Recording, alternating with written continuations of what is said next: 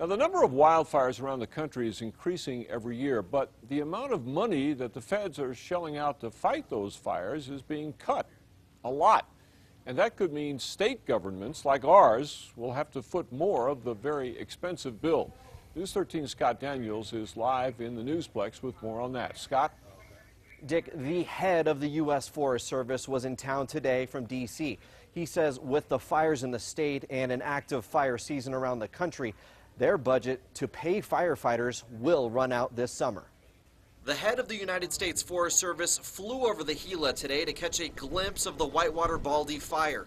This NASA picture of the smoke from space shows just how immense it is. What I took home from that fly is, of course, the size of this fire. Crews have been fighting these flames for 3 weeks, and Forest Service Chief Tom Tidwell thinks it's going to take at least another month to put out. Most of the money to fight the fire from the ground and the air comes from federal funding.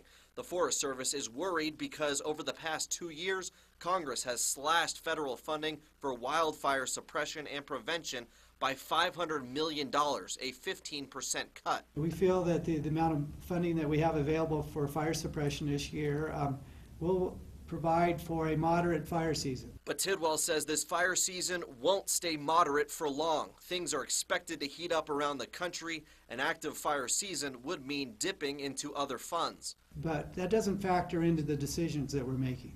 Money is an afterthought when it comes to putting out fires, but Dan Ware from New Mexico State Forestry says fire crews won't be wasting money. At any time when budgets get reduced, you learn how to stretch the dollar further. Ware says they won't use an excessive amount of fire engines or pay office employees too much overtime. We have a great working relationship with the United States Forest Service. They help us with our fires, we help them with their fires. Last fire season in this state cost $28 million. About $10 million of that was billed to the feds, but the state is still waiting on some of that money. Back to you. All right, Scott, the number of air tankers has also been cut by about 2/3, and there is concern that the tankers are left need some serious work. In fact, 2 air tankers crashed in separate incidents recently, one in Utah, which killed the crew.